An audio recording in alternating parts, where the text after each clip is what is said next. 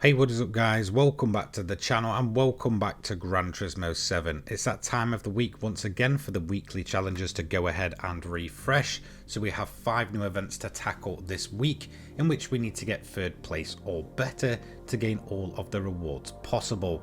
We also have a brand new special event as well as some decent rewards here for the taking. So let's get straight into it and have a look at an overview of this week. So it's August week 5. This one will end on the 5th of September 2024. As you can see, we've got some decent rewards this week. For completing one event, it's 100,000. For 3 events, it's 200,000. And for completing all 5 events, you get one of the best tickets possible, the 6-star roulette ticket, which can spit out anything from a million plus credits all the way to some of the better cars in game. So that is a fairly decent reward for what is overall a pretty short week. We have the pickup truck race over at Willow Springs International Raceway at the Big Willow layout. Then we have the European Clubman Cup 600, probably one of the tougher events this week. That one is over at Suzuka Circuit. We have a brand new special event at Eiger Nordswand on the reverse layout once again for the Alpine A110. That's a fairly fun overall event. Then we have Historic Sports Car Masters for a 1-lap sprint around the Nordschleife, and then finishing off once again with the WTC 800, this time at Barcelona de Catalunya on the GP chicane layout. So buckle up and let's head over to event number 1 of the week. This is the pickup truck race. It's set on the Big Willow layout of Willow Springs, which is the sort of main layout. You get one of 2 choices between the Ford Raptor and the Toyota Tundra. I believe both do have engine swaps as well. No PP limit, a 3-lap sprint race over at the night layout of Willow Springs.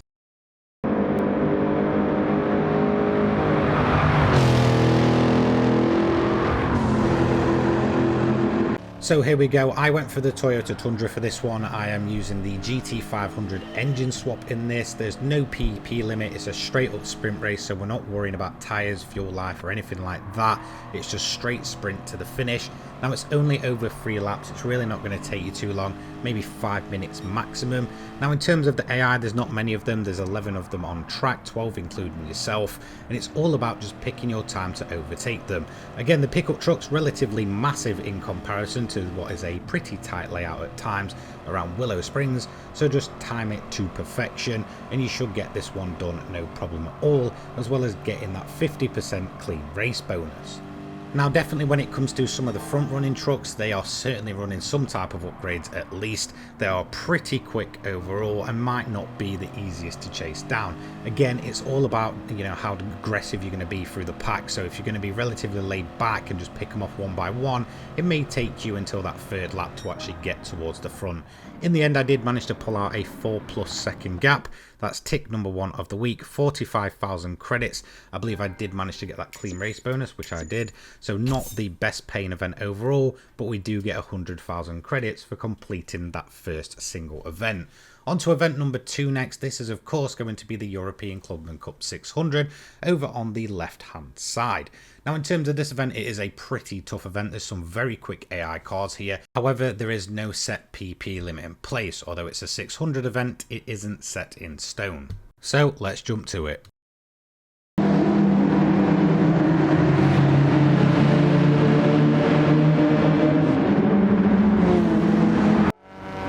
Okay, so this is a bit of a tough event overall. Honestly, it's the short amount of time to actually get this completed. So it's a typical 3-lap sprint on a Suzuka circuit, which is notorious for making overtaking very, very awkward.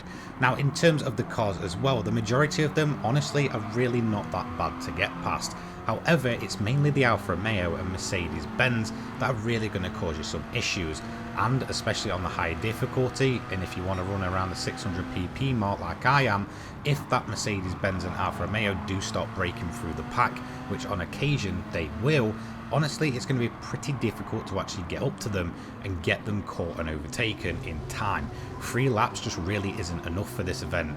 Whilst it is definitely a great event to see a bit of difficulty with it, again it's just purely luck of where the AI is going to start, how they're going to perform, where they're going to start overtaking the rest of the AI. Again, it's just mainly due to what the Alpha is doing and what the Mercedes is doing. As you can see, the Alfa Romeo did get caught up there in a bit of traffic. This allowed me to get past him with relative ease, Unfortunately though, the Mercedes-Benz that was leading it did manage to get through very early on and pull out a pretty major gap with some clean track ahead of him, and unfortunately that did mean at the end of 3 laps I only managed to take P2. So a bit unfortunate there, but that's just kind of how it works sometimes. So unfortunately for us, only 36,000 credits with that completion there, and overall that is going to be it in terms of the rewards. So event number 3 of the week is of course the Alpine A110 2017 one make event. This is a returning one, this time at Eiger Nordswand reverse. This is a pretty fantastic overall event and very, very enjoyable. And maybe it's just me, but it does seem that they've turned the difficulty up.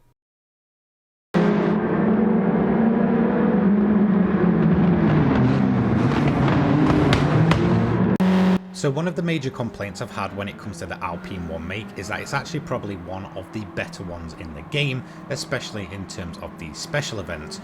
Unfortunately though, typically the AI is relatively slow, and there's not usually that many of them. As you can see here, there's only 11 AI competitors, but they do seem much quicker overall this time, meaning that you can probably have a fairly decent and competitive race. Now in terms of that first turn, that is where the AI is going to be a little bit, I guess, idiotic. Overall, there's no other way to explain it, that they will constantly slip and slide through that section, so just err on the side of caution through there.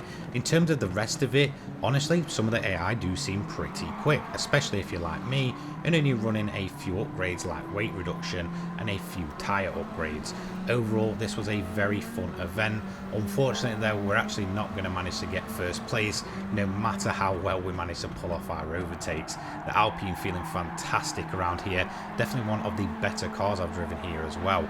So unfortunately what happened was, as I went for the overtake on the Alpine, as you can see we just overshot it, the rear kicked out and around we went. So yeah, it was just one of those days really in terms of the weekly events, but we did manage to take P2, and that was enough for tick number 3 of the week. So honestly, when it came to this event, I actually had a pretty fair amount of fun, and I'll probably run it a couple more times. Quite easy to get that clean race bonus even with my off. I did end up getting it, and it's going to be 200k on top for completing 3 events. So next up we have the Historic Sports Car Masters.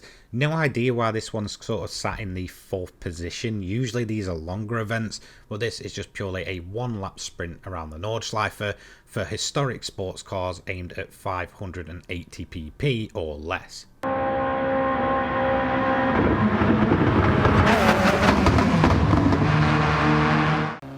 So I went for my personal favourite classic sports car in the game, the Alfa Romeo Sprint. Now in terms of the car itself, this is a build that I've had around since I think day 1 of this car coming, and although it runs at around about 550 pp fully maxed out, it's perhaps one of the most enjoyable classic cars to absolutely throw around every single track in the game. Its only downside is a relatively low top speed. Now honestly, this is something that I mentioned when this sort of set of events in Cafe Menu first ever launched, is that it is a little bit of a parade. There's going to be fairly big gaps between the cars. There's a very, very varied mix of vehicles, so some of them are insanely slow and going to give you no trouble at all. And then up in the sort of front runners, you've got the likes of the Lamborghinis, which can be pretty troublesome if you're not ready for it. So just be aware that once you get to the Moira and the Countach, that they're probably going to give you a decent run for your money. Now thankfully they are insanely inconsistent around the Nordschleife. This did make outrunning them, especially through the corners, very, very relatively easy. So honestly, with the Nordschleife being so tight and twisty, I would kind of cater towards that part of the track and then overall just build up your lead from there. In the end, I did manage to pull out 16 seconds in the lead in the Alfa Romeo, and that's going to be tick number 4 of the week. Now in terms of the payout for this one, it is 90,000 credits with that clean race bonus. Not one of the better paying in the game, but definitely a very, very fun event overall. So the majority of this week events are very, very short and sweet, but of course we do have to finish it with a longer event. Still not that very long. You're going to be taking about 15 minutes to complete this. It's the WTC 800 over at Circuit de Barcelona, Catalunya GP chicane layout. Now in terms of the event itself, it was a 787B for me.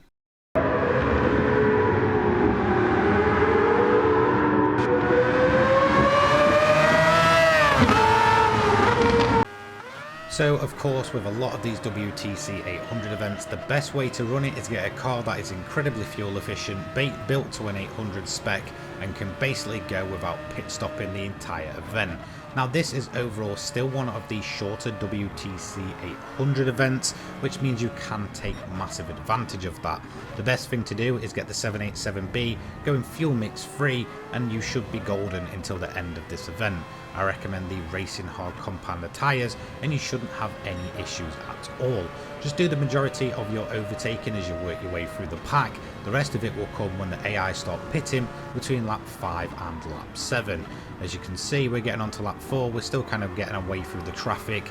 Again, it does suffer from that day one issue, this event, where a lot of the AI are like massively spread out, so it does make it pretty awkward overall. As you can see there, we did manage to pick a few extra places up as the AI did stop pitting. The typical Viper will start pitting in at the midway point, and then the rest of them will start pitting in typically around about lap 6 to lap 7 towards the end of those laps. At that point, you're pretty much guaranteed the lead. Again, we're not pitting, so we should be able to build that lead up over time as well. A pretty easy event. There's no weather or anything to worry about. Just keep your eye on your tyres, keep your eye on your fuel, and you should be golden. As you can see, over 41-second lead after the end of 10 laps for this one. Really, I don't think many of you will be having issues here. So that's tick number 5 of the week, 154,000 credits for this one without the clean race bonus. But of course, we do get that 6-star roulette ticket. So let's go ahead and open them up. We're going to open up our daily first. This unfortunately was a 3-star, which is probably the worst possible ticket I think you can get at level 50. Now we are going to get a fairly decent reward, which is worth 100,000 credits. That is the nitrous oxide system for the KTM Expo R from 2012. We're then going to add 100k credits to the account, 200,000 credits to the account, and then of course head over and open up our 6-star roulette ticket reward, which can give us anything from rare cars to 1,000,000 credits. Now for me here, I'm either wanting the Ford GT or the 1,000,000 credits, and thankfully we are going to get the Ford. This is a GT3 car, which is worth, I believe, about 800 to 1,000,000 credits, so not too bad overall, a fairly decent reward. Anyway, that is going to be it for this week's weekly challenges. A massive thank you to all of my channel members. Now I do want to apologise, I've had a few internet issues and such as that this month, so I am going to be picking everything back up, hence why I had to sort of, you know, start the money grind week and then end it. So that will be beginning tomorrow, running until a week on Saturday. So I'm going to restart that entirely and try and get my plan back on track. Massive thank you to you all watching. Have a fantastic rest of your day. Take care guys. Peace.